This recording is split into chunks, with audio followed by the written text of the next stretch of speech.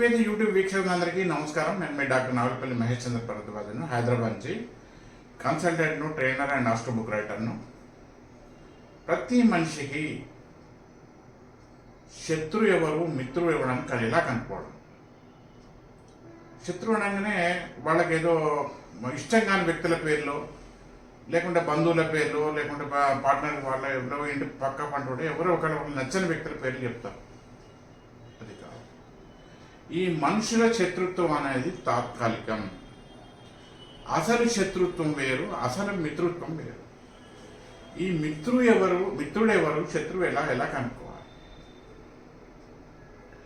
ఆరోగ్యానికి మించిన మిత్రుడు లేడు, అనారోగ్యానికి మించిన శత్రువు లేడు అనేది ఈ పెద్దల సూక్తి. అనాదిగా మన పూర్వీకులు చెప్పిన విషయం. ఆరోగ్యానికి మించిన మిత్రుడు లేడు, అనారోగ్యానికి మించిన శత్రువు లేడు. సాధారణంగా అందరూ ఆరోగ్యంగా ఉండాలనే రకరకాల ప్రయత్నాలు చేస్తారు. కొంతమంది మార్నింగ్ వాకులు, ఈవినింగ్ వాకులు చేస్తారు, ఎక్సర్సైజ్ చేస్తారు, యోగాలు ఏమో చేస్తారు, సంతోషం. కానీ అసలు అనారోగ్య సమస్య ఎందుకు వస్తుంది? మనం ఇంట్లో మన కిచెన్లోకి వచ్చే సింకులు కానీ, లేకుంటే ఇంకెక్కడ మౌరీలు కానీ, లేకుంటే బయట కాలువలు కానీ, రోడ్ల మీద కానీ నీళ్లు ప్రవహించే నీటికి ఏమైనా ఆ హోల్స్ దగ్గర, ఆ నీళ్లు పోయే దగ్గర ఏమైనా తట్టుకుంటే అవతలి వాటికి వెళ్ళిపోతుంది, అవతలి వాడక నీళ్లు ప్రవహించదు. అలాగే మనిషి శరీరంలో తిన్న ఆహారం ఇక్కడి నుంచి జీర్ణమైన శక్తి మన నరాల ద్వారా వివిధ భాగాలకు, అన్ని అంగాలకు, నెత్తి వెంటకంచి కాలు గోరు వరకు అన్ని అంగాలకు ఆ జీర్ణమైన శక్తి నుంచి ఆ ఎనర్జీ అనేది అన్ని భాగాలకు వెళ్ళిపోతుంది. ఏ భాగంలో ఈ చిన్న ఆహారం నుంచి జనరేట్ అయిన ఆ శక్తి పోదో ఆ భాగం అవతలి భాగం పనిచేయదు. అంతే కదా. ఒక ఫ్యాన్కు కరెంట్ లేకుంటే పనిచేయదు, అది తిరగదు. ఒక లైట్కు కరెంట్ లేకుంటే అది వెలగదు. ఒక బండిలో పెట్రోల్ లేకుంటే అది బండికి ముందుకు. అలాగే ఒక సిలిండర్లో గ్యాస్ లేకుండా వంట వండుకోలేం. అలాగే మన శరీరం కూడా ఒక యంత్రమే.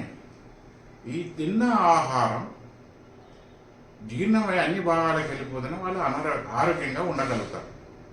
ఏ పని సాధించాలన్నా, ఏది చేయాలన్నా జీవితంలో అనేక బాధ్యతలు ఉంటాయి. పుట్టినప్పటి నుంచి చనిపోయే వరకు ప్రతి మనిషికి బాధ్యతలు, ఒక ఆశయాలు, కోరికలు ఉంటాయి.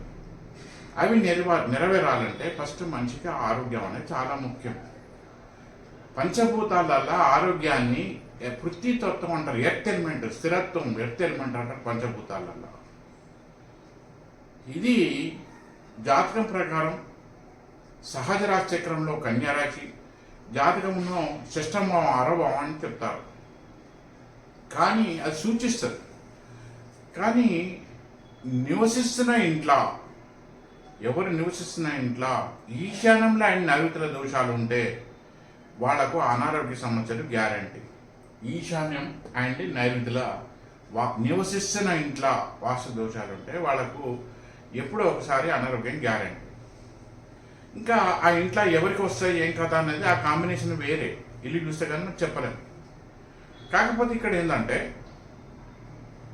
ఆ మనిషికి ఒక సెల్ ఫోన్లో ఛార్జింగ్ ఉన్నసేపు అది ఎలా పనిచేస్తుందో, ఒక ల్యాప్టాప్లో ఛార్జింగ్ ఉన్నసేపు అది ఎలా పనిచేస్తుందో, ఒక పెట్రోల్ ఉన్నంతసేపు ఒక బండి ఎలా ముందుకు పోతుందో, అలాగే ఈ వ్యక్తులకు గత జన్మలో చేసిన పూర్వపుణ్యం వలన వీరు నిత్యం చేసే కొన్ని పూజల పునస్కారాలు అనేది వాళ్లకు అనారోగ్య సమస్యలు రాకుండా కొంతకాలం పోస్ట్ పోన్ చేస్తారు. జనరల్గా అనారోగ్యం ఈ కాలంలో నేను గమనిస్తున్న విషయాలు ఏంటంటే, ఈ అనారోగ్యం అనేది వేళ తప్పించి తింటే, అంటే ఉదాహరణకి బ్రేక్ఫాస్ట్ అనేది 10-11 గంటలకు, లంచ్ అనేది 3-4 గంటలకు, డిన్నర్ అనేది రాత్రి 10 తర్వాత 11 గంటలకు అట్లా తింటే వాళ్ళకి బాడీ ఫంక్షనింగ్ అనేది దెబ్బతింటుంది. అప్పుడు అనారోగ్యం వస్తుంది. రెండో విషయం ఏంటంటే సాధ్యమంత వరకు బయట తిండ్లు అవాయిడ్ చేయాలి. వేళపాలు తప్పేయద్దు. రెండోది ఏది పడితే తినద్దు. ఈ జంక్ ఫుడ్స్ తినద్దని అందరు చెప్తారు, కానీ ఎగబడి తింటూనే ఉంటారు. ఇవాళ ఈ హోటలింగ్ అనేది ఒక ఫ్యాషన్ కూర్చున్నది. అది దీర్ఘకాలం ఎప్పుడో 6 నెలలకు, ఏడాది కంటే ఓకే. కానీ రెగ్యులర్గా సెకండ్ సాటర్డే సండే ఫ్యామిలీతో హోటల్లో పండిపోతున్నారు. సరే సరదాకి వెళ్తే వెళ్ళని, కానీ ఏది పడితే తినకూడదు. అలాగే ఆహారం పారేస్తే కూడా అది కూడా రియాక్షన్ ఇస్తుంది. సో ఏది పడితే అది, ఎక్కడ పడితే ఏది తినకపోవడం. అదే ఈ తిన్న ఆహారం, అది తినేది ఏదో వేళకు తినేది ఉంటే ప్రతిరోజు, ఎన్నడో ఒకరోజు మనకి వీలు కాలేదు, పని ఒత్తిళ్ళు వీలు కాదంటే అదే దట్ ఈజ్ ఎగ్జామ్షన్. కానీ ప్రతిరోజు 9:30 తర్వాత 11 గంటలకు బ్రేక్ఫాస్ట్ అని, 3 గంటలకు 4 గంటలకు లంచ్ అని, రాత్రి 10:30-11 దాకా డిన్నర్ అని చేసుకుంటూ కూర్చుంటే ఈ వేళపాలు తప్పితే మనిషికి శారీరక అనారోగ్యాలు గ్యారంటీ. ఈ డాక్టర్ల భాషలో ఎన్నో రకాల రోగాలు ఉన్నాయి, వాటికి రెమెడీ కూడా ఎన్నో రకాల మందులు, మాకులు, ఆపరేషన్లు, హాస్పిటల్స్ ఉన్నాయి. అయితే ఒకటి ఏంటంటే,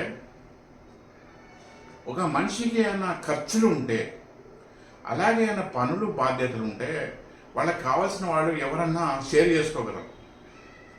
పనులు ఏమైనా ఉంటే ఎవరికైనా కూలి ఇచ్చినా కూడా వాళ్ళ పని చేసి పెట్టగలరు. కానీ ఒక శారీరక బాధలు అనేది, అది ఎంత కుటుంబ సభ్యులైనా, దగ్గరులైనా, ఆత్మీయులైనా, నువ్వు ఇతరులకు కూలి ఇచ్చినా కూడా నీ శారీరక బాధలు ఇంకోడు అనుభవించలేరు. కనుక ఈ అనారోగ్య సమస్యలు రావద్దంటే చాలా సింపుల్. ఒకటి, తినే తిండి విషయంలో వేలపాలలు తప్పియద్దు. రెండోది, నివసిస్తున్న ఇంట్లో ఈశాన్యం నైరుతి దోషం ఉండకూడదు. తర్వాత మూడోది, తరచుగా మన పూర్వీకులు పూజించిన సనాతన ధర్మంలో చెప్పబడిన ఆ దైవాలకు సంబంధించిన గుడులు మాత్రమే తరచుగా సందర్శించి ఒక 3 లేక 5 లేక 9 ప్రదక్షిణలు చేసి కాసేపు గుడిలో కూర్చొని ఆ గుడి పూజారికి కూరగాయలు, పండ్లు తోచిన దక్షిణ ఇచ్చి వాళ్ళ ఆశీస్సులు తీసుకోవాలి. సో అందువల్ల ఎవరికి అనారోగ్యాలు రావద్దని నేను మనస్ఫూర్తిగా కోరుకుంటున్నాను. ఎవరి విషయంలో వాళ్ళే జాగ్రత్త పడతారని ఆశిస్తున్నాను. ఉంటాను. నమస్కారం.